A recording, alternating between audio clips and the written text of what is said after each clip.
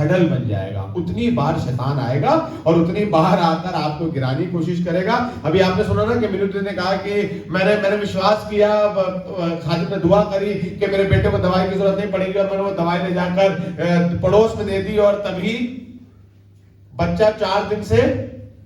जितनी बार आप तय कर लेंगे उतनी बार शैतान कोशिश करेगा कि मैं इनके लिए ये काम पूरा होने ना दूं। बड़ी जरूरी बात है। हम लोग बहुत कोशिश कर रहे हैं ये सीखने की, बहुत कोशिश कर रहे हैं सिखाने की कि हम अपनी जुबान पर कब्जा करें, हम अपनी जुबान से बरकत की बात करें। और आपसे कहूंगा कई दफा ये जुबान से बरकत की बात निकलती नहीं है। बड़ी कोशिश करते हैं आशीष की बात करें, बड़ी कोशिश करते हैं चंगाई की बात करें, बड़ी कोशिश करते हैं सलामती की बात करें, बड़ी कोशिश करते हैं तसल्ली की बात करें। और मैं खुदा के कलाम में पढ़ने लगा कि आसमान का खुदा अपने लोगों से बात कर रहा है, और उसने कहा कि देखो आसमान का खुदा तसल्ली देने वाला परमेश्वर है, और अपने लोगों से कौन सी बातें करता है? सलामती की बातें करता है। और सलामती की बातें वो इसलिए करता है क्योंकि उसके अंदर वो वाली बातें भरी हुई है। पहले उसने वो स्टोर करी है, पहले उसने अपने आप को तैयार किया। इससे पहले खुदा बाप दिखाई देता था कि भैया यहोवा जलन रखने वाला परमेश्वर है, यहोवा नाश करने वाला है, यहोवा जंग लड़ने वाला है। पर जैसे जैसे खुदा के खादिम तक ये बात पहुंची, ये दाऊद खुदा के बारे में कह रहा है कि खुदावन तो सलामती की बातें, वो आज भी वही सब करता है, वो आज भी चंगाई देता है, वो आज भी तसल्ली देता है, वो आज भी शिफा देता है। पर उसके लिए उसने पहले अपने अंदर उन बातों को क्या रखा है?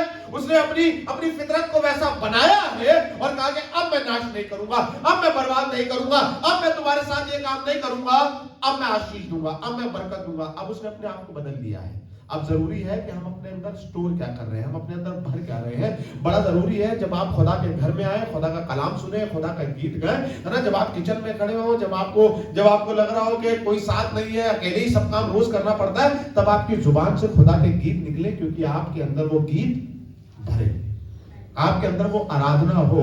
जब आप किसी मुश्किल परिस्थिति से गुजर रहे हो, जब आपके सर पर कर्जा हो, तो ये दुआ करना काफी नहीं है बस कर्जा यीशु के नाम से उतर जाए, कर्जा यीशु के नाम से उतर जाए। पर दुआ ये करिए, खुदा बाप तूने मुझे जीवित रखा है, और तूने मेरे पांव को, तूने मेरे हाथों को बरकत दी है, और मैं ईमान रखता हूं कि मैं इन्हीं हाथों से इस कर्जे को चुकाऊंगा।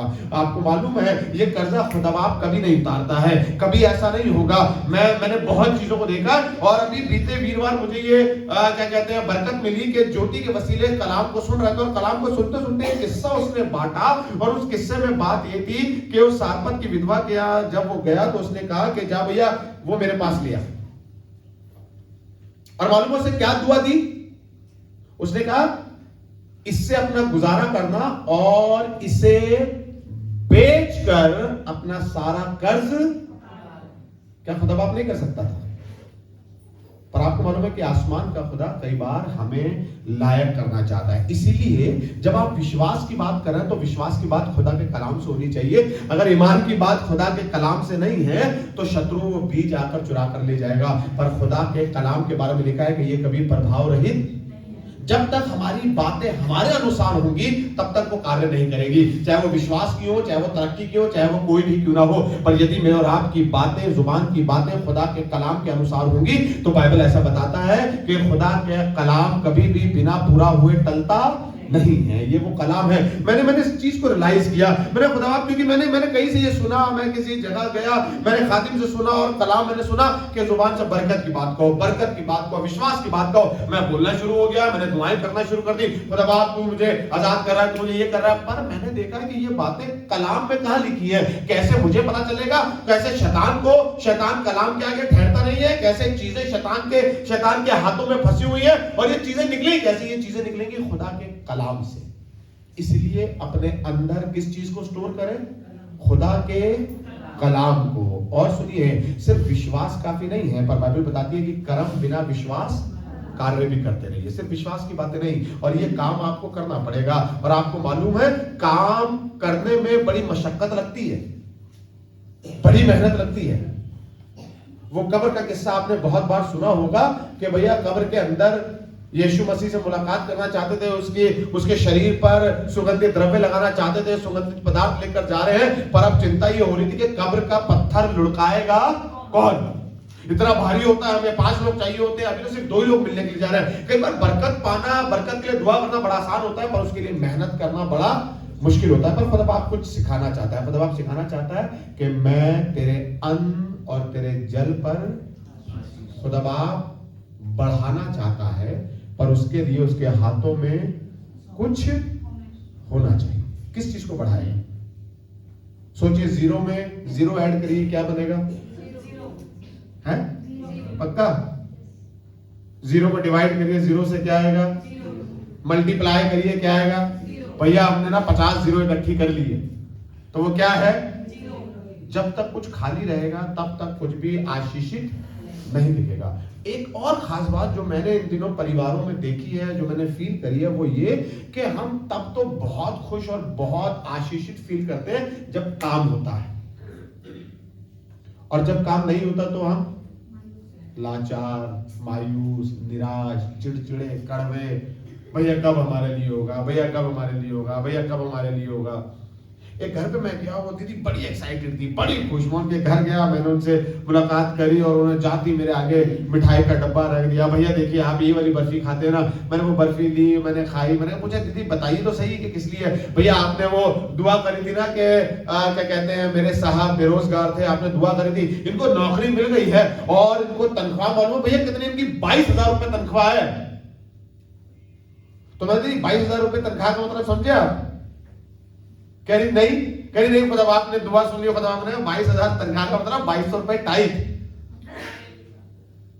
कई बार बरकत तो बहुत अच्छी लगती है, पर उसमें से निकालना, और उससे पहले, ये मजाक वाला वो था बट सीरियस था, पर उससे पहले मैंने उन दीदी को देखा, ये 6 महीने से बड़ी निराश है, 6 महीने से बड़ी परेशान है ना, बार बार भैया देखिए ये परेशानी है। आपको मालूम है, कई बार हम मेहनत नहीं करना चाहते हो, कई बार हम सोचते हैं बस खुदा बाप ही सब कुछ कर दे। खुदा बाप करने के लिए बिल्कुल तैयार है, पर खुदा बाप ने आपको चुना है। यदि आप काम नहीं करेंगे तो वो बरकत नहीं होगी। सुनिएगा, मेरे साथ एक कलाम निकालिएगा, ये आपको मिलेगा यूहन्ना नबी की इंजील, इसका पहला अध्याय और इसकी 12वीं आयत पढ़िएगा। हाँ, कह रहे हैं परंतु जितनों ने खुदा को, अब यहां पर गौर कीजिएगा, बड़ी 3 तरह का खुदा आपको यहां दिखेगा। त्रिएक परमेश्वर यहां पर आपको दिखेगा और आपको बड़े गौर से देखना है। मैंने इस आयत को करीब करीब 20 बार पढ़ा, 20 बार। मैंने आज तक अपने खिदमत के इतने सालों में कभी एक आयत को इतनी बार नहीं पढ़ा। इस आयत को मैंने करीब करीब 20 बार पढ़ा होगा, और 20 के 20 बार मुझे 3 अलग अलग खुदा दिख रहा है, जिसे हम त्रिएक परमेश्वर कहते हैं ना। यहां पर तीनों जगह पे 3 खुदा दिख रहे हैं। सुनिएगा, हाँ, और परंतु जितनों ने उसे का मतलब ये पहला खुदा यहां पर दिखाई दे रहा है जी। परंतु जितनों ने उसे ग्रहण किया, उसने दूसरा दिखाई दिया किसी को? नहीं, उसने दूसरा, उसने उन्हें, यानी कि मैं और आप जी, परमेश्वर की संतान होने का अधिकार। अब तीसरा, परमेश्वर की, यानी कि यहाँ पे पिता, पुत्र, पवित्र आत्मा तीनों दिखाई दे रहे हैं। आपको मालूम है, कह रहा है परंतु जितनों ने यीशु को, पुत्र को ग्रहण किया, क्योंकि बिना पुत्र के पिता की बरकतें, उसने कहा यदि कोई पिता के पास जाना चाहता है तो उसे पुत्र से होकर गुजरना पड़ेगा। और जो कोई, जिस किसी ने पुत्र को ग्रहण किया है, बाइबल बताती है ना, हम लोग कहते हैं भैया पवित्र आत्मा, हमने तो महसूस नहीं किया, पर बाइबल ऐसा बताती है जिसके पास पुत्र है उसके पास पवित्र आत्मा है। जितनों ने पुत्र को ग्रहण किया, जितनों ने यीशु को ग्रहण किया, और तब खुदा ने, तब पवित्र आत्मा ने उन्हें खुदा के क्या औलाद होने का एक अधिकार हमें दिया गया है। हम में से किसी ने अधिकार का इस्तेमाल किया है? अधिकार का यूज कभी किसी ने किया? कि खुदा ने मुझे चुना है, अब मुझे ये अधिकार का इस्तेमाल करना है। आपको ना, अधिकार का इस्तेमाल करने के लिए खुदा बाप ने मुझे चुना है, पर यह अधिकार काम तब करेगा जब उसे मालूम चल जाएगा कि मैंने खुदा को ग्रहण किया है।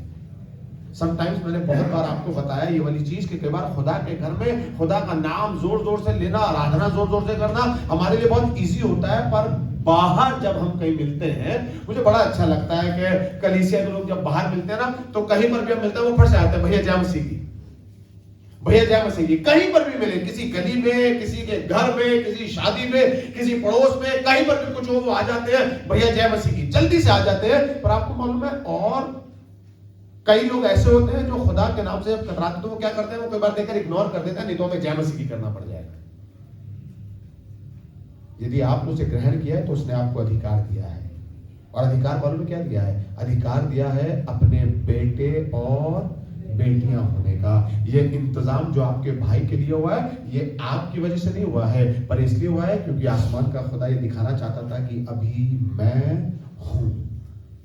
तुम्हारी जेब का पैसा कह रहा है कि शायद मरीज मर जाएगा, तुम्हारी जेब के पैसे से डॉक्टर कह रहा है कि हम मरीज का इलाज नहीं करेंगे, पर आसमान का खुदा कह रहा है यदि मैं बचाने वाला भी हूं, मैं इंतजाम करने वाला भी हूं, तो तुम्हें डरने की, कोई फिक्र करने की जरूरत नहीं है। मुझे ये बात बड़ी पसंद आई कि हम बड़े शुक्रगुजार रहते हैं कि उन्होंने 10 साल पहले ये किया, उन्होंने ये मदद करी, उस बहन ने ये मदद करी, बहुत अच्छी बात उन्होंने मदद करी। पर आपसे कहना चाहता हूं कि यदि आसमान का खुदा ना होता तो शायद कोई आज हमारी मदद के लिए खड़ा ना होता। इसलिए जब कभी आप किसी समस्या में, किसी परेशानी में, किसी मुसीबत में पड़े तो खुदा के करीब जाओ, खुदा बाप से कहें, खुदा बाप मैंने आपको ग्रहण किया है, मैंने अपनी जिंदगी आपके हाथों में सौंप दी है, और आपने अपने बेटे और बेटी होने का अधिकार मुझे दिया है, और मुझे मालूम है जिसके पास पुत्र है उसके पास अधिकार है। और अधिकार ये है, अधिकार सुनिएगा, अधिकार क्या है? वो अधिकार जो खुदा बाप मुझे और आपको देने के लिए, जिसने वो अधिकार मुझे और आपको दे दिया है, ये वो अधिकार है जिसका इस्तेमाल करने के लिए शायद बहुत से लोग तैयार नहीं हैं। ये वो अधिकार है जिसको इस्तेमाल करना लोग जानते भी नहीं हैं। ये वो अधिकार है जो खुदा बाप ने मेरे और आपके अंदर रखा है। सुनिएगा, ये अधिकार है क्या? ये अधिकार मेरे और आपके लिए खुदा बाप ने रखा है। मेरे साथ निकालिएगा, ये आपको मिलेगा ज़बूर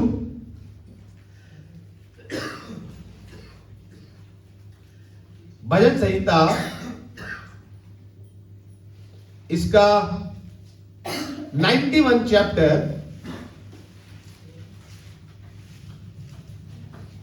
और इसकी 10वीं आयत पढ़िएगा। इसलिए हाँ, कोई विपत्ति तुझ हाँ, पर ना पड़ेगी। ये खुदा बाप कुछ दे रहा है और कह रहा है सुन, खुदा बाप मैं तो बीमार पड़ा हूं, खुदा बाप कह रहा है सुन। समटाइम जब मैं और आप अपनी विपत्ति, अपनी परेशानी, अपनी मुश्किलों में पड़े होते हैं, ये अधिकार आसमान के खुदा ने हमें दे दिया है, ये अधिकार में और आपके पास है, पर आपको मालूम है ये अधिकार काम क्यों नहीं कर रहा है? क्योंकि हम खुदा की सुन। मैं बीमारी में हूं और मैं मालूम है क्या कह रहा हूं, खुदा बाप बीमारी ठीक कर, खुदा बाप बीमारी ठीक कर, खुदा बाप बीमारी ठीक कर। मैं परेशानी में हूं, पैसे की समस्या में, मैं कह रहा हूं खुदा बाप इंतजाम कर, खुदा बाप इंतजाम कर, खुदा बाप इंतजाम कर। और खुदा बाप कह रहा है देख कोई विपत्ति तुझ पर। अब आप में से बहुत से कहेंगे भैया हम तो विपत्ति में पड़े हैं तभी तो दुआ कर रहे हैं, हम तो विपत्ति में तभी तो आपके पास आए हैं, हम तो समस्या में तभी तो आपसे प्रार्थना करा रहे हैं। ये ऐसा इसलिए हो रहा है क्योंकि हमें ये मालूम नहीं है कि मैं खुदा का बेटा हूं। ये इसलिए है क्योंकि मुझे मालूम नहीं कि मैं खुदा की बेटी हूं, और मुझे अपने अधिकार से ज्यादा मुझे वो विपत्ति दिखाई दे रही है, मुझे अपने अधिकार से ज्यादा ये बीमारी दिखाई दे रही है, समस्या दिखाई दे रही है। और कह रहा है देख कोई विपत्ति तुझ पर।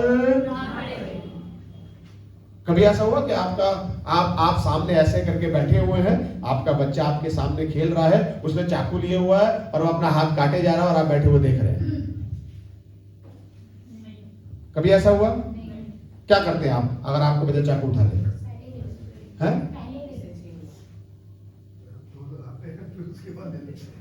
आपको मालूम है कि ये इस हथियार से, आपके इस चाकू से, इस धार वाले चीज से आपके बच्चे को नुकसान पहुंच सकता है। इसलिए आप क्या करते हैं, जाकर उसे ले लेते हैं ताकि उससे आपके बच्चे को कोई हानि। खुदा बाप भी बिल्कुल वैसे ही करता है। पर मालूम है हम क्या करते हैं? हम क्या करते हैं? हम उस पिता को ये मौका ही नहीं देते।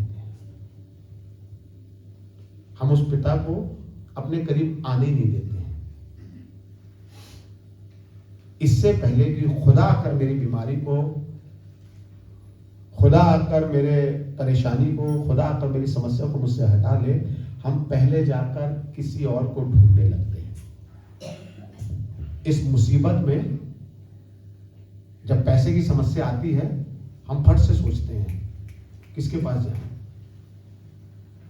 बीमारी आती है, हम फट से कौन से अच्छे वाले स्पेशलिस्ट के पास जाएं। झगड़ा हो गया है, फट से सोचते हैं कौन सा अच्छे वाला वकील ढूंढे जो हमारे लिए इंतजाम ये वाला कर दे, ये वाला हमारा काम निकाल दे। पर आपसे कहना चाहता हूं, जिस खुदा की आप इबादत करते हैं, ये वो खुदा है जो मुझसे कह रहा है, सुन, कोई विपत्ति तुझ पर, ना कोई दुख तेरे डेरे के। किस किस के डेरे में दुख है अभी?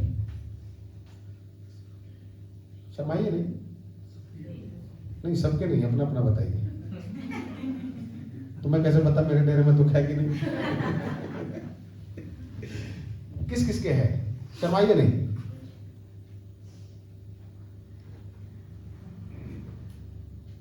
और कोई?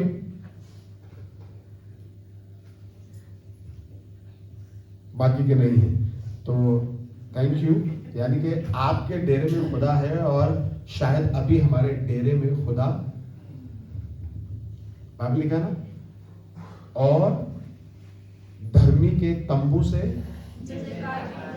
क्यों? क्योंकि उस तंबू में कौन है? धर्मी मालूम है क्यों लिखा गया है? एक ऐसा शख्स जो खुदा के कलाम के अनुसार चलता है। मुश्किलें, मुसीबतें जितनी मर्जी हो, ऐसा नहीं लिखा कि उसके महल से जय जयकार होगी। मुसीबत तो अभी भी यही दिखाई दे रही है कि बेचारा खुदा की सब बातें मानता है और कहाँ रह रहा है? तंबू में रह रहा है। पर मालूम सुनाई क्या दे रहा है? कई बार चीजें हमारी बरकतों को, चीजें हमारे खुदा के रिलेशन को डिफाइन ना करे। बीते हफ्ते हमने सीखा था खुदा के साथ रिलेशन बनाना। ये सब चीजें हमारे रिलेशन को, मेरे खुदा के साथ रिलेशन ये डिफाइन नहीं करता कि मेरी जेब पैसे से भरी हुई है, पर मेरे खुदा के साथ रिलेशन ये डिफाइन करता है या ये दिखाता है कि मेरा दिल खुदा की खुशी से भरा हुआ है। आप मालूम है हम क्या चाहते हैं? हम चाहते हैं अगर रिलेशन खुदा से अच्छा तो क्या भरा होना चाहिए? बैंक बैलेंस भरा होना चाहिए। नहीं, खुदा से रिलेशन अच्छा होगा, दिल खुशी से भरा होगा, जुबान से बरकत की बातें निकल रही होंगी, कलाम से आप भरे होंगे और खुदा के और आपके कान लगे रहेंगे। इससे पहले विश्वास की बात बोलूं, मैं बहुत ज्यादा देर प्रचार नहीं करूंगा, पर कुछ चीजें बताकर जल्दी से खत्म करूंगा और सिखाना ही चाहता हूं कि इससे पहले कि आप विश्वास की बातें बोले, मेरे और आपके अंदर खुदा का कलाम, ये विश्वास कहीं और से नहीं आता। सुना है सबने, विश्वास सुनने से पैदा होता है और सुनना मसीह के जिंदा वचन से। ये वो वचन है जो देहधारी हुआ और यीशु के रूप में हमारे बीच में डेरा किया है। और जब यीशु मसीह हमारे घरों में वास करता है तो वो कह रहा है कि सुन, ना कोई विपत्ति तुझ पर पड़ेगी और ना कोई दुख तेरे डेरे के। क्यों नहीं आएगा? क्योंकि उस डेरे में, उस घर में, उस जगह पर कौन है? यीशु मसीह है। और आपको मालूम है जहां पर यीशु मसीह है, ऐसा नहीं है कि वहां पर दुख नहीं है, पर आप लोगों को दिखाई नहीं देगा। वो घटी वहां पर आपको दिखाई नहीं देगी, वो कमी वहां पर आपको महसूस नहीं होगी। 5000 की भीड़ भूखी बैठी है, पर क्योंकि यीशु मसीह अभी वहां पर है तो किसी को चिंता करने की जरूरत नहीं है। खाने को सबने नहीं दिया है, सिर्फ एक बच्चा लेकर आया है, पर चिंता करने की जरूरत नहीं है क्योंकि अभी यीशु हमारे बीच में है ना। वही 5 रोटी 2 मछली कैसे 5000 की भीड़ को खिला देगी ये किसी को मालूम भी नहीं चलेगा। जरूरत यही है कि इससे पहले हम विश्वास की बातें करें। इससे पहले आप कहें कि मेरे लिए ये हो जाए, मेरे लिए ये हो जाए, मेरे लिए हो जाए। मुझे जरूरी है कि क्या ये कलाम मैंने अपने अंदर भरा है, और अगर ये कलाम मेरे अंदर नहीं है तो ये सिर्फ खोखली विश्वास की बातें हैं। मैं रोज कह रहा हूं, आप अभी बताया ना किसी ने कि हम चंगाई की दुआ कर रहे हैं और जाकर दवाई खरीद कर खा लेते हैं। कई बार तो ऐसा होता है कि ढेरों लोग आते थे और कई बार पूरा दवाई का थैला लेकर आ रहे हैं और कह रहे हैं भैया प्लीज इस दवाई पर दुआ कर दीजिए, बस यही दवाई खाएं और उसके बाद दवाई खाने की जरूरत। दुआ क्या करानी चाहिए? भैया ये दवाई का थैला दोबारा ना लेकर आए, ये थैला यहीं रख लीजिए ताकि हमें दवाई की जरूरत, क्योंकि आसमान के खुदा में इतनी सामर्थ है जो मुर्दे को जिंदा कर सकता है, क्या वो हमारी बीमारियों को नहीं ठीक कर सकता है? ठीक है, धर्मी जन ईमान से जिंदा रहेगा, और ये ईमान कहीं और से नहीं, ये खुदा के कलाम से है। और खुदा के लोगों, अगर ईमान की घटी है, कलाम पढ़ना शुरू कीजिए, कलाम पढ़ना शुरू कीजिए। आपको मालूम है कई दफा हम कोशिश करते हैं, सुनिएगा ये बहुत अच्छी बात है कि आप खुदा का कलाम खुदा के घर से सुनते हैं, फोन से सुनते हैं, बहुत चीजों सुनते हैं, बड़ी बरकत की बात है, आप खुदा का कलाम सुन रहे हैं। पर आपको कुछ जरूरी है कि कन्वर्सेशन खुदा के साथ करें। ये कन्वर्सेशन कैसे होगी, ये वार्तालाप खुदा के साथ कैसे होगी? जब आप खुद कलाम पढ़ें। ज्ञान ऐसे नहीं आता है, ज्ञान ऐसे नहीं आता है कि मैं किसी इन्फ्लुएंसर को सुन रहा हूं, मैं किसी मोटिवेशनल स्पीकर को सुन रहा हूं, मैं किसी प्रचारक को सुन रहा हूं और मैं उसका सुनकर मैं उसका दे रहा हूं, तो ये ज्ञान किसका है? किसका है? पर ये मेरा, पर खुदा बाप चाहता है, उसने तुम्हें चुना है। खुदा बाप का चुनना। आपको मालूम है, पुराने नियम से लेकर नए नियम तक वो सिर्फ यही बात सिखाना चाहता है कि मैंने तुम में से किसी को एक जैसा नहीं बनाया, पर हर किसी को चुनकर उसको काबिल किया है। यदि आज मैं ये दुआ करूं, खुदा बाप प्लीज मैं मूसा की तरह ये वाला काम करने लग जाऊं, मैं दाऊद की तरह ये वाला काम करने लग जाऊं, मैं एलिया की तरह ये वाली भविष्यवाणियां करने लग जाऊं, मैं एलीशा की तरह ऐसा कर लूं, नहीं। खुदा बाप कह रहा है कि मैंने तुझे चुना है, मैंने तुझे बनाया। इसलिए ये विश्वास सिर्फ उन चीजों से नहीं आएगा, पर ये विश्वास आसमान के खुदा के कलाम से आएगा। और मैंने बीते वीरवार को मैंने इस वाली बात को शेयर किया कि प्लीज इस बात को जानिए कि आपको खुदा ने चुना है। अब आपको तैयार होना है।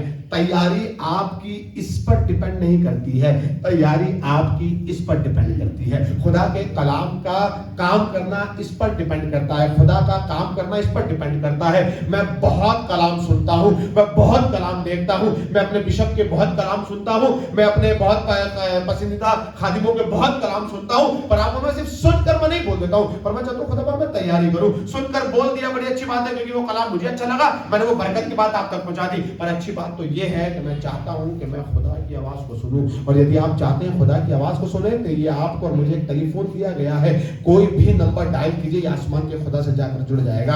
ये कहीं से आपको रॉन्ग नंबर नहीं लगेगा, पर आप इस कलाम का कोई भी नंबर इस कलाम से डायल करिए, ये सीधा आसमान के खुदा से जुड़ जाएगा।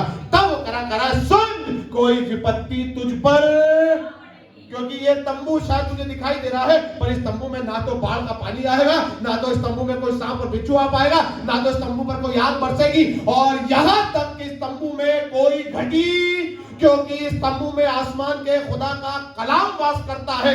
वो लोग वास करते हैं जो खुदा के कलाम पर ईमान रखते हैं, वो लोग वास करते हैं जो सिर्फ खाली विश्वास की नहीं, पर आसमान के खुदा के कलाम के अनुसार विश्वास की बातें करते हैं। सुनिएगा आगे क्या लिखा है, जल्दी से पढ़िएगा। कह रहा है कि यहाँ ना तो कोई दुख तेरे निकट आएगा, ना कोई विपत्ति तुझ पर पड़ेगी जी, क्योंकि वो अपने दूतों को तेरे लिए आज्ञा देगा कि जहां कहीं तू जाए,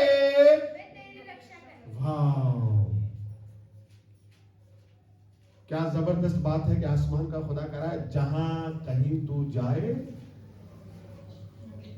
तुम -4 में पहुंच गए हो, है ना, बिल्कुल ही तुम ग्राउंड फ्लोर पर पहुंच गए हो, बेसमेंट में पहुंच गए हो और डर रहे हो, खुदा बात कह रहा है नहीं, जहां कहीं तू जाए वो तेरे, किसी ने आपको बहका दिया, किसी ने आपको कुछ कर दिया। बीते दिनों फोन आया मेरे पास और एक दीदी कहने लगी भैया पता नहीं क्या हुआ, क्रिश्चियन लेडी है, पता नहीं भैया क्या हुआ, और किसी ने कैसे मैं इस चक्कर में आ गई क्योंकि मैं पैसे की फाइनेंशियल प्रॉब्लम से गुजर रही थी, और किसी ने मुझे बताया कि ये वाला आप इनके पास जाइए, ये आपकी समस्याओं का समाधान कर देंगे। उन्होंने मुझे शमशान में बुलाया, मैं वहां चली गई, और जैसे ही मैंने वहां कदम रखा मुझे डर लगने लगा, मैं वहीं से वापस आ गई। तो मैंने कहा तौबा कीजिए, खुदा बाप ने आपको इसलिए नहीं रखा, आप इसलिए नहीं है कि दुख आए तो कोई गलत रास्ता अपना ले, आप इसलिए नहीं है कि इंतजाम नहीं हो रहा तो कोई गलत काम करने लग जाए, आप इसलिए नहीं है कि आपकी जेब खाली हो गई तो आप भीख मांगने लग जाएं या आप चोरियां करने लग जाएं, पर आप इसलिए हैं। ये बीमारी मृत्यु की नहीं परंतु परमेश्वर की। ये जेब खाली इसलिए नहीं हुई है कि आप भूखे मर जाएं, पर इसलिए खाली हुआ है क्योंकि आसमान का खुदा भी से भरेगा। हमने बड़ी कोशिश कर दी, बड़ी मेहनत कर ली, बड़ी तैयारी कर ली, कहीं से कुछ नहीं हो रहा। एक दीदी 6 महीने तक चर्च आई और वापस लौट गई। भैया जिस काम के लिए आ रही थी वो तो हुआ ही नहीं। चर्च इसलिए नहीं है कि आपका काम हो जाए, पर चर्च इसलिए है ताकि आप खुदा की आवाज सुन सकें। चर्च इसलिए है ताकि आप यहाँ पर आकर खुदा की इबादत कर सकें। चर्च इसलिए है ताकि आप यहाँ पर अंगीकार कर सकें। चर्च इसलिए है ताकि आप यहाँ पर अपने गुनाहों की माफी मांग सकें, तौबा कर सकें और आसमान के खुदा के उद्धार को यहाँ से लेकर जा सकें। चर्च इसलिए है ताकि यहाँ पर आकर आप आसमान के खुदा की आवाज को सुन सकें। चर्च इसलिए है जहाँ पर आप खुदा से मुलाकात कर सकते हैं। चर्च इसलिए है जहाँ पर आप खुदा की हुजूरी को महसूस कर सकते हैं। चर्च इसलिए नहीं है कि आप आए और इंतजाम हो जाए। हम तो 6 महीने से इसलिए आ रहे ताकि हमारे लिए काम हो जाए, नहीं, ये इसलिए है ताकि आप ये जान ले कि आप खुदा के बेटे और बेटियां हैं और आपके ऊपर आसमान के खुदा ने आपको एक अधिकार दिया है। कह रहा सुन, कोई विपत्ति तुझ पर ना पड़ेगी, कोई दुख तेरे डेरे के निकट ना आएगा, और क्योंकि वो अपने दूतों को तेरे लिए आज्ञा दे रहा है। क्या आज्ञा दे रहा है? आज्ञा सुनिएगा, कितनी खूबसूरत आज्ञा कि जहां कहीं तू जाए, है ना? आपको मालूम भी नहीं है, आपको मालूम भी नहीं है, आप बिजली का काम कर रहे हैं राजू भैया, आपको मालूम भी नहीं है, पर आपको मालूम है कि आज तक आप सलामत इसलिए हैं क्योंकि आसमान के खुदा के स्वर्गदूत आपकी रक्षा कर रहे हैं। आपको मालूम है कि आप कहीं अंधेरे में फंस गए, आपको कोई कुछ नहीं मिल रहा, आपको लग रहा है यार ये तो वो रास्ता है, लोगों ने बताया यहाँ पर लूट लिया जाता है, यहाँ पर नुकसान हो जाता है, जान को लोग ले लेते हैं, पर शुक्रिया खुदा का क्योंकि वो अपने दूतों को मेरे चारों ओर छावनी पर बैठा देता है और वो मेरी रक्षा करते हैं। जब न्यूज आ रही थी बड़ा भय अंदर आ गया था कि भैया बच्चों के लिए वैन नहीं लगवाएंगे, वैन तो खतरनाक होती है, पर शुक्रिया आसमान का खुदा करा नहीं, तुझे डरने की जरूरत नहीं है क्योंकि मेरे स्वर्गदूत तुम्हारे बच्चों की हिफाजत करते हैं। और कलाम बताता है खुदा का फरिश्ता खुदा के लोगों के चारों तरफ खैमजन होता है, वो वहां पर उपस्थित रहता है। ये मेरी दुआ है खुदा के लोगों, आप निराश हैं, मुझे नहीं पता कि आप कौन सी निराशा साथ लेकर आए हैं, पर सिर्फ इसलिए मत आइए कि मेरा काम हो जाए, बस इसलिए मत आइए कि मेरे लिए ये हो जाए, पर इसलिए आइए कि मेरी मुलाकात खुदा से हो जाए। जिस दिन आपकी मुलाकात खुदा से हो जाएगी ना, आपको फोन बार बार किसी दुआ के लिए, किसी प्रेयर सेंटर, किसी कॉल सेंटर में नहीं करना पड़ेगा, पर जिस दिन आपकी मुलाकात खुदा से हो जाएगी, जिस दिन आपको पता चल जाएगा इस कलाम की सामर्थ क्या है, आप इस कलाम को उठाएंगे और आप कहेंगे खुदा प्लीज मुझसे बात करिए। और जब आप खुदा का कलाम पढ़ेंगे खुदा आपसे बात करेगा। और मालूम बात क्या कर रहा है, आपने खुदा कलाम खोला और खुदा बाप अपने कलाम के खुलते ही आपसे कह रहा है सुन, कोई विपत्ति तुझ पर, अभी तक विपत्ति में इसलिए क्योंकि हमने खुदा का कलाम खुद खोला। मैं दुआ कर रहा हूं, मैं वचन सुन रहा हूं, पर खुदा को बहुत पसंद आता है जब हम खुदा के कलाम को पढ़ते हैं। सुनिएगा, नीति वचन की पुस्तक इसका 12 बाप इसकी 28 आयत निकालिएगा। नीति वचन की पुस्तक इसका 12 बाप इसकी 28 आयत, यहाँ पर क्या लिखा है? नीति वचन की पुस्तक इसका 12 बाप इसकी 28 आयत। जी, धर्म के मार्ग में जीवन मिलता है, हाँ, और उसके पथ में मृत्यु का पता भी नहीं। कह रहा है खुदा की राह में जिंदगी है। खुदा की राह कौन सी है? कैसे पता चलता है आपको खुदा की राह कौन सी है? आपको बताओ कि बिना कलाम के हमें नहीं मालूम चलेगा कि खुदा की राह। मैंने थर्सडे आपको गवाही दी ना कि बड़ा मूड खराब हो गया, अब ये वाला काम नहीं करेंगे, अब ऐसे नहीं करेंगे, पर आप बोलो खुदा बाप, जब आप खुदा कलाम पढ़ते हैं, जब आप खुदा के साथ समय बिताते हैं, तब खुदा बाप आपसे बात करता है, खुदा बाप आपसे बात करना चाहता है। आसमान के खुदा ने मनुष्य की रचना ही इसलिए करी है, वो शाम के ठंडे पहर वो अदन की वाटिका में मिलने के लिए आ रहा है ताकि मैं कुछ देर बैठकर आदम से और हवा से क्या कर सकूं, बात कर सकूं। खुदा बाप आपसे और मुझसे बात करना चाहता है, उसके साथ समय बिताइए, उसके करीब जाइए और कहिए खुदा बाप हाँ मैं आपके सामने हाजिर हूँ। खुदा बाप आपसे कहेगा जब आप समस्या में होंगे, मुश्किल में होंगे, चिड़चिड़े होंगे ना, खुदा बाप ने मुझसे कहा सुन, बुराई को भलाई से, खुदा बाप मैं नहीं, बुराई को भलाई से, ये अधिकार खुदा ने आपको दिया है। हरा तो नहीं रहा ना? हरा रहा क्या? अरे खुदा बाप हमें तो उनके सामने झुकना पड़ेगा। अरे खुदा बाप कह रहे नहीं, हरा नहीं रहा हूं, पर एक काम करो, बुराई को भलाई से।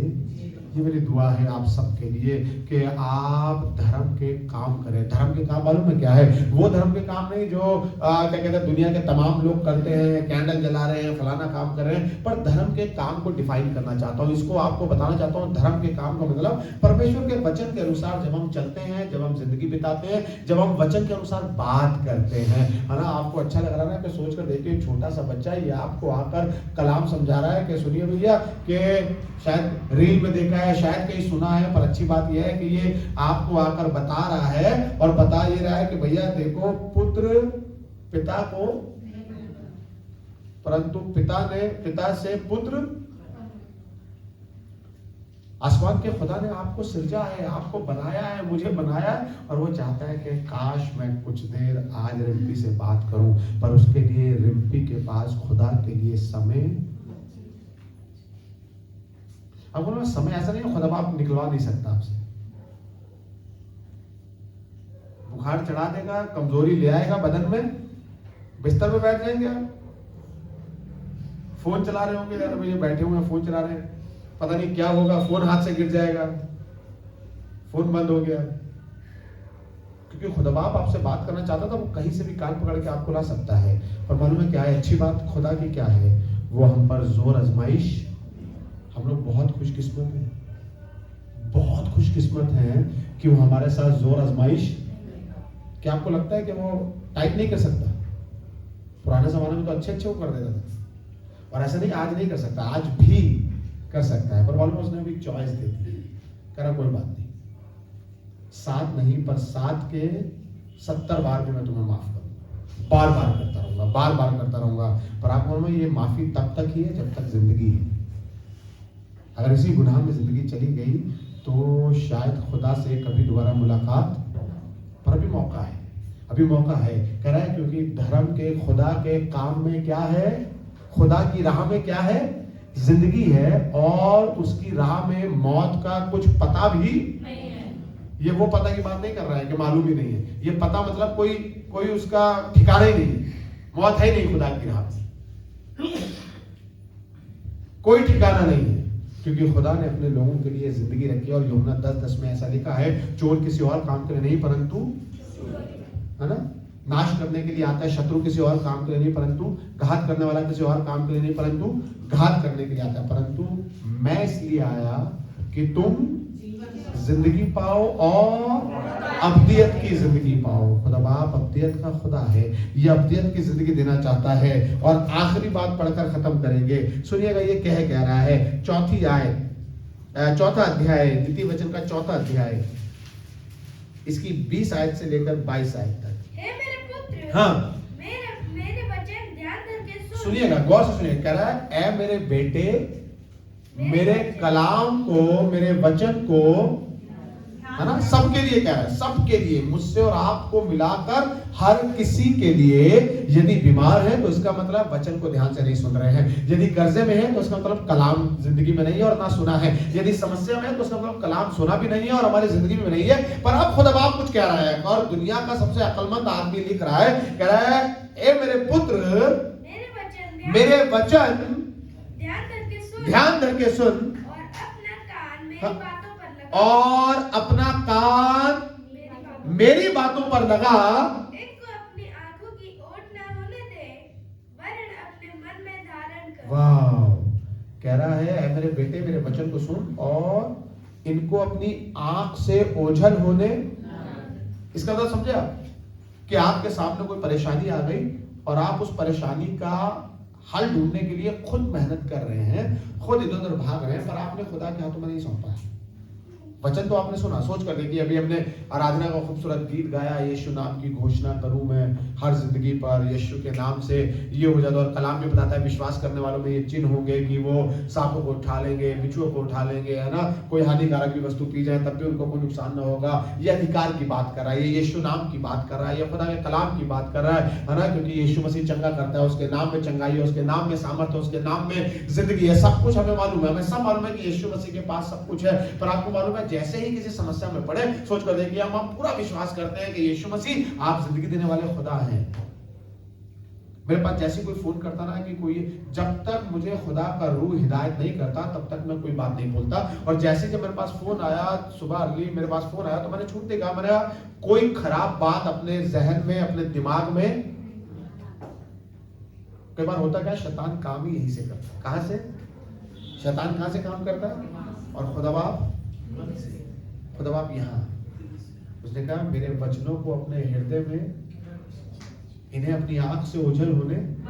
शैतान क्या दिखाएगा? शैतान आपको दिखाएगा कि भैया देखो, तुम्हारे घर में खाने को नहीं है, तुम नाश हो रहे हो, तुम्हारे ऊपर कर्जा चढ़ गया, क्या करोगे खुदा के घर में जाकर, क्या करोगे खुदा को दहेकी देकर, क्या करोगे अपने बच्चे को चर्च भेजकर, इसको काम पर लगाओ, इसको नौकरी पर लगाओ, इससे पैसा कमवाओ, खुद भी जाकर ये काम करो, संडे को डबल दिहाड़ी मिलती है, ये वाला काम करो, क्या करोगे चर्च जाकर। पर अगर कलाम आपके हृदय में होगा तो आप खुदा के घर से दूर जाने ना पाएंगे। और आपको मालूम है, जब एक ने बताया कि आपको मालूम है कि शायद यहाँ पर झपकियां लेता रहता था संडे को, पर ये संडे चर्च में होता था। और आपको मालूम है यही चीज इसने किसी दूसरे के अंदर इम्पार्ट करी, और आसमान के खुदा ने इसके लिए इंतजाम किया। और फिर कई बार में खुदा का प्रोसेस समझ में नहीं आता है।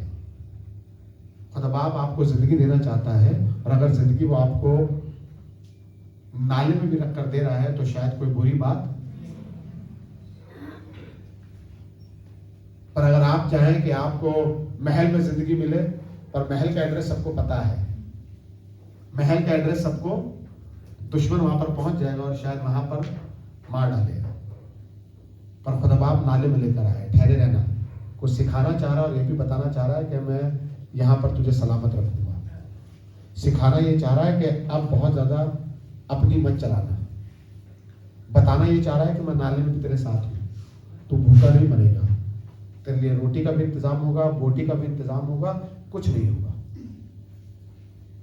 सब कुछ खुदा ने पहले से प्लान कर रखा है, पर मालूम अच्छा क्या लगता है खुदा को, खुदा के हाथों में सौंप दीजिए, सब कुछ खुदा के हाथों में सौंप दीजिए, एक एक चीज खुदा के हाथों में सौंप दीजिए, और खुदा बाप सब कुछ, ऐ मेरे बेटे मेरे वचन को ध्यान से सुन और इसे अपने हृदय में रख ले, अपनी आंख से ओझल ना होने दे, वरन अपने मन में धारण कर, जी, क्योंकि जिनको वह प्राप्त होती क्योंकि है, जिनके पास खुदा का कलाम है वह उनके जीवित रहने का और उनके सारे शरीर के चंगे रहने का कारण होती है। आमीन। कह रहा है क्योंकि वो उनके जिंदा रहने का और उनके, दो ही तो समस्या है पूरी जिंदगी में, सुनते आ रहे हैं रोटी कपड़ा और मकान, रोटी कपड़ा और मकान। खुदा बाप कह रहा है कलाम से ही सब कुछ है, बरकत, इकबालमंदी, सलामती, शिफा किससे है? कलाम से। कह रहा है जब तू ऐसा करेगा, अपने हृदय में कलाम रखेगा, तो कह रहा है तू जीवित रहेगा और बीमार भी नहीं पड़ेगा। क्यों? क्योंकि तेरे अंदर क्या है? खुदा का कलाम। अब सुनिएगा, ये बिल्कुल वहीं जाकर जुड़ जाता है, और जब अंदर खुदा का कलाम होगा तो जुबान से क्या निकलेगा? क्या निकलेगा? ये वहीं से शुरू किया था हमने, और मालूम है खत्म कहां पर कर रहा है? मैं मूसा के बारे में पढ़ने लगा, ये आखिरी किस्सा गवाही बताकर खत्म कर रहा हूँ। मूसा के बारे में पढ़ने लगा और सोच कर देखिए यार, ये बंदा पैदल चल रहा है, पहाड़ों में जा रहा है, 40 साल तक कितने जंगल की खाक छानी है, जंगल का एक एक जगह इसको पता चल गई है। उसके बाद ये पहाड़ पर चढ़ रहा है, लोगों के संग जा रहा है, मालूम नहीं क्या कुछ नहीं कर रहा है, पर 120 साल का होकर जब ये मर रहा है, तब ये मरा कैसे?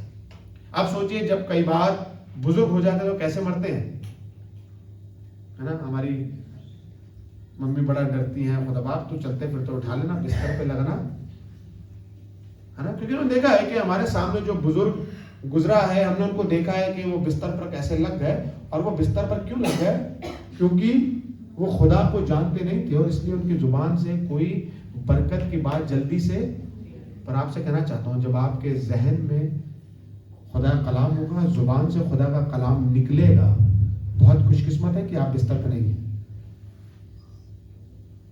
पता नहीं आपने लोगों को, बुजुर्गों को देखा है कि नहीं देखा बिस्तर पे, और यदि आप भी उस घर का हिस्सा है, जब आपको सुसु पार्टी साफ करना पड़े, जब आपको खाना खिलाना पड़े, जब आपको नहाना पड़े, कपड़ा बदलवाना पड़े, आप आफत हो जाती है, आफत हो जाती है।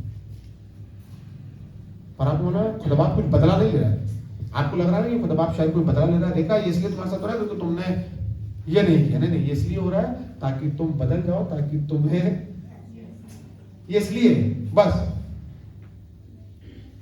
हम खुदा का शुक्रिया करते हैं, हमारे बुजुर्ग, घर के बुजुर्ग शायद कुछ नहीं उन्होंने सेवा कराई, हमें मालूम भी नहीं चला, हम आखिरी ढंग से बात भी नहीं कर पाए और चले गए। और आगे हम भी यही कोशिश करते हैं, यही कोशिश करते हैं कि खुदा बाप हमारा दिल अच्छा रहे, हमारी जुबान अच्छी रहे, ताकि कई बार कहते हैं मैंने बड़े घरों में सुना है, अरे भैया 2 रोटी खानी है, कहीं भी पड़े रह के खा लेंगे। क्यों बोला किसी ने? 2 रोटी खानी है, कोने में पड़े रहकर खा लेंगे, खिलाएंगे ठीक है, नहीं तो कोई दे ही जाएगा कोई ना कोई। नहीं, मत बोलिए अपनी जुबानों से। हम पहले से हमने तय कर रखा है, हमें तो पता है हम तो अपने बच्चों के साथ रहेंगे ही नहीं, बड़ा वाला हमारा वहां रहेगा, छोटा वाला हम तो नहीं रह पाएंगे। तो होता क्या है, जैसे जैसे बच्चे बढ़ने लगते हैं वो अपना किनारा करने लगते हैं। पर कोशिश करिए, ये बातें क्यों घरों में हो रही हैं, क्यों एक दूसरे के बीच में ये करवाहट है? क्योंकि अंदर खुदा का कलाम, मूसा मर गया है, मूसा मर गया है। और सुनिएगा, जब मूसा मरा है, व्यवस्था विवरण की पुस्तक 34 बाब इसकी 7वीं आयत पढ़िएगा, मूसा मर गया है।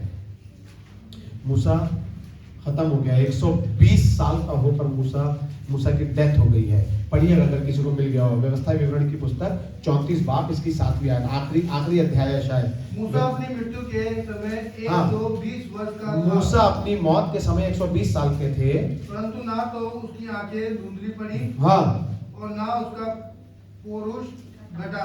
वाह, समझ में आया किसी को इसका मतलब? इसका मतलब इसके अंदर कोई कमजोरी और तो और इसकी आंखें भी धुंधली, ये बिस्तर पर भी नहीं था। मालूम है कहां पर? पहाड़ी पर जाकर इसके शरीर को रखा गया है, क्योंकि उन्हीं जगहों पर था। ये बरकत है खुदा के लोगों, खुदा के संग रहिए, खुदा के काम को करते रहिए, खुदा की आवाज सुनिए, खुदा से बात करिए। देखो शरीर है, शरीर का नाश होना तय है, पर क्या आप चाहते हैं कि आपका शरीर ऐसे नाश हो? पहले हाथ चला जाए, फिर 6 साल बाद एक पैर चला जाए, फिर और 6 साल बाद एक आंख चली जाए? कोई बात नहीं, उम्र तो है ना, उम्र आपकी बढ़ रही है, हर 6 साल में एक अंग जा रहा है, पर उम्र, ऐसी जिंदगी कोई जीना चाहेगा? हमारे घरों में तो कई बार दुआ भी होती है, खुदा बस चलते फिरते उठा लेना, बिस्तर पे ना लगना पड़े। खुदा के साथ बने रहिए। ना तो आंखें धुंधली पड़ी मूसा की, ना कोई शारीरिक घटी इसके अंदर आई, पर मालूम है चलते फिरते पहाड़ पर चढ़ रहा है, उतर रहा है, सब काम कर रहा है। कह रहा है काम करना। जितनों ने उसे ग्रहण किया उसने उन्हें खुदा के बेटे और बेटे होने का अधिकार, और बेटे और बेटे होने का अधिकार मालूम है क्या है? जैसे ही कोई नाशवान चीज उठाएंगे, खुदा बाप उससे नाश होने से आपको बचाए। बच्चा पहुंच तो गया है, बच्चा नाश होने तक पहुंच गया है। बच्चे ने वो फिनाइल उठा ली, बस पीने ही वाला था, पर कोई ना कोई पहुंच गया। खुदा के बेटे और बेटी, ये आपसे बात कर रहा हूं, अपने आप को खुदा के हाथों में सौंप दीजिए। अपने आप से कहिए मैं खुदा का बेटा हूं। तौबा करिए, अपने आप को ठीक करिए। एकदम से ठीक नहीं होगा, अपना दिल ठीक करिए, जुबान बदलिए। मुझे बड़ा खराब लगता है जब लोग निराशा के साथ चर्च में आते हैं। निराशा के साथ इन द सेंस कि आप निराश घर में पड़े हुए हैं, बातें सोचे चले जा रहे हैं। खुदा बाप ही नहीं चाहता। मैं खुश हुआ जब लोगों ने मुझसे कहा कि आओ हम खुदा के, मुझे मजा आ गया जब मुझे पता चला कल संडे है। पता नहीं कितने लोगों को ये मजा आता है और कितने लोगों को निराशा आती है। अबे यार कल तो संडे है, छुट्टी करनी पड़ेगी। भैया आधा दिन तो चर्च में निकल जाता है। जैसा तेरा ईमान होगा, हमारे साथ ऐसा इसलिए हो रहा है क्योंकि हमें खुदा के घर आने की खुशी नहीं है, पर हमें अपने काम के करने की खुशी। घर फैला हुआ है, भैया नहीं आ पाएंगे भैया, हमारा घर बड़ा फैला हुआ है, घर में व्हाइट वॉश हो रही है, नहीं आ पाएंगे। काम बंद कर दीजिए, संडे को आधे दिन के बाद बुला लीजिए। भैया कंस्ट्रक्शन चल रहा है, नहीं आ पाएंगे, रोक दीजिए। क्या खुदा से ज्यादा जरूरी है? यदि खुदा ही ना बनाए तो क्या हो सकता है? नहीं। मैं आपके लिए दुआ करने जा रहा हूं और मैं विश्वास करता हूं खुदा बाप ने मुझे अपना बेटा और बेटी बनाया है और मुझे अधिकार दिया है। उसने कहा तुम बीमारों पर हाथ रखोगे और वो चंगे। अधिकार है।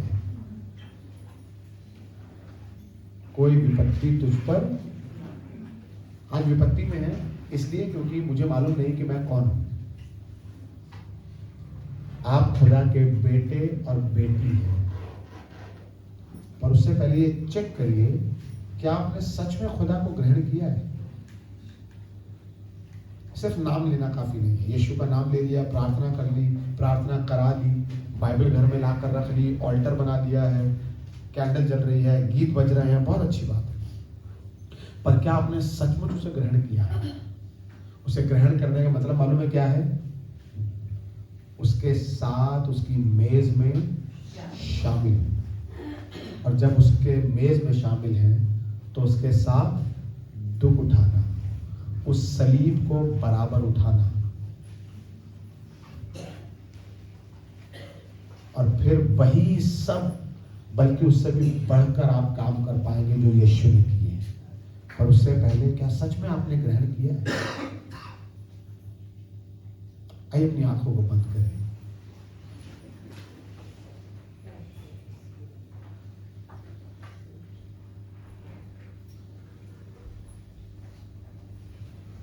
इस शख्स ने सबसे पहला सुसमाचार बाइबल में इसका रखा गया है। इसका नाम मत्ती है। ये चुंगी लेने वाला है। इसके अपने लोग इससे नफरत करते हैं, ये भी उनके बीच में नहीं जाता है।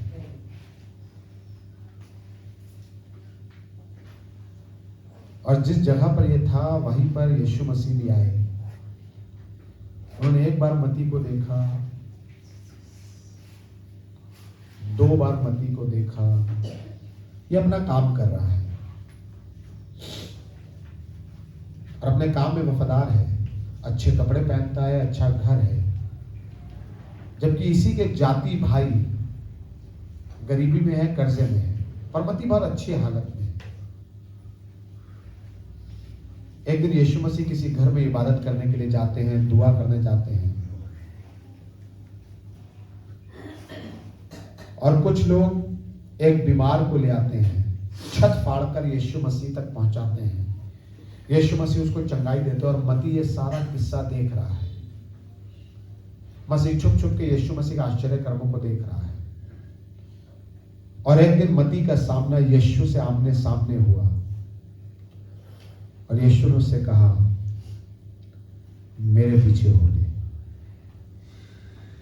और मत्ती अपना सब कुछ छोड़कर यीशु के पीछे हो लिया।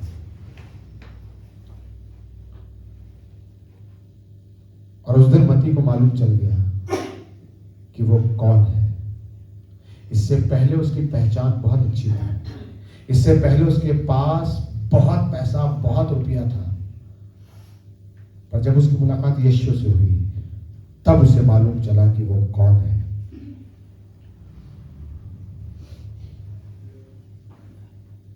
उसने यीशु को ग्रहण किया, यीशु के इनविटेशन को ग्रहण किया और यीशु मसीह के पीछे चल दिया। और आज उसकी पुस्तक, उसका सुसमाचार बाइबल में सबसे पहले नंबर पे है। नए नियम में सबसे पहला सुसमाचार उसी का है। मुझे नहीं मालूम कि आप किस औहदे पर हैं, छोटे हैं, बड़े हैं, गरीब हैं, अमीर हैं, पापी हैं, धर्मी हैं, क्या हैं, पर यीशु को ग्रहण करिए, उसके पीछे हो लीजिए, अपनी खुदी का इनकार कीजिए, अपनी सलीब उठाइए, उसकी आवाज सुनिए, उसके घर जाइए, उसके कलाम को पढ़िए, उसके साथ समय बिताइए। आपकी पहचान बदल जाएगी। ये तो गाली देने वाला है, ये तो वेश्या है, ये तो चुंगी लेने वाला है।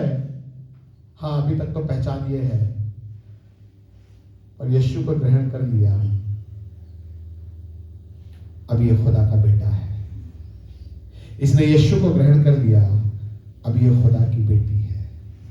इसने यीशु को ग्रहण कर लिया, ये गुनहगार था, पर अब ये खुदा का बेटा है।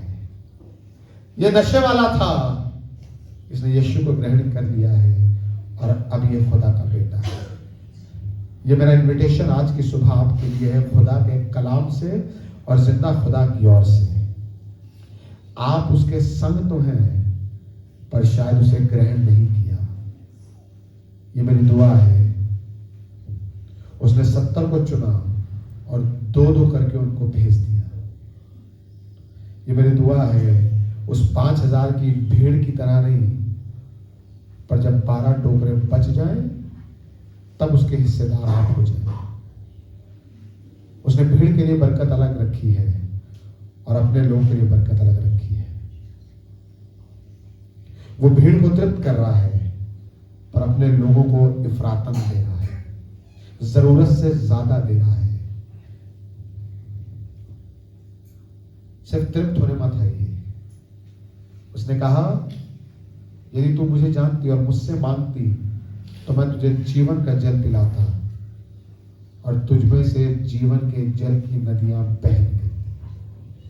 वो आपको सोर्स बना देगा, सिर्फ आपकी जरूरत पूरी नहीं करेगा पर आपको इतना काबिल कर देगा कि आप लोगों की जरूरतें पूरी कर पाए। मतलब आप, मेरी दुआ है जब भी अपने आप को आपके हाथों में सौंप रहे हैं और आपको हर चीज से ऊपर पहला दर्जा दे रहे हैं, ग्रहण करना यही दिखाता है मैंने यीशु को ग्रहण किया और आज मेरी जिंदगी में मैं पहला दर्जा अपने यीशु मसीह को देता हूं। उसने मुझे औलाद दी है,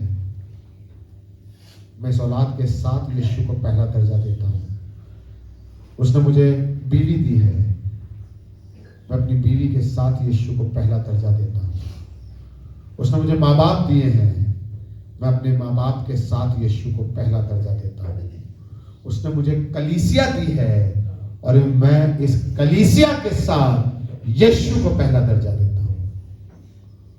उसने मुझे ये शरीर दिया है और इस मैं शरीर में यीशु मसीह को पहला दर्जा देता हूं और विश्वास करता हूं जितनों ने उसे ग्रहण किया उसने उन्हें परमेश्वर की संतान होने का अधिकार दे दिया। आज की सुबह यीशु के जिंदा नाम से जितने लोग इस कलाम के अनुसार यीशु को फिर से पूरे दिल से, पूरे मन से यीशु मसीह को जब ग्रहण करते हैं, मैंने अधिकार देता हूं बीमारी यीशु के नाम से इनके घरों से चली जाए, इनके शरीरों से चली जाए, अंधकार इनके घरों से चला जाए। अंधकार की सामर्थ नहीं पर खुदा की रोशनी इनके घरों में दिखाई दे। खुदा बाप इन्हें बरकत दे। इंतजाम कर, यीशु के नाम से इंतजाम हो जाए। यीशु के नाम से एक एक जिंदगी खुदा बाप आपको ग्रहण योग्य हो और हमारे जीवनों से यीशु का नाम महिमान्वित हो। धन्यवाद यीशु, धन्यवाद यीशु, धन्यवाद यीशु। मैं ग्रहण करता हूं इस अधिकार को जो मुझे दिया जा रहा है। यीशु के नाम में मैं इस अधिकार को ग्रहण करता हूं और इसे अपनी जिंदगी के लिए और तमाम ईमान रखने वाले लोगों के लिए मैं इस अधिकार का इस्तेमाल करूंगा। यीशु के नाम से अंधकार को हुक्म देता हूं, एक एक जिंदगी और घर में से निकल जाए। खुदा बरकत दे। धन्यवाद दुआ सुनने के लिए। सारा आदर, सारी महिमा आपको देते हैं। यीशु मसीह के नाम से इस दुआ को मांगते हैं। आमीन।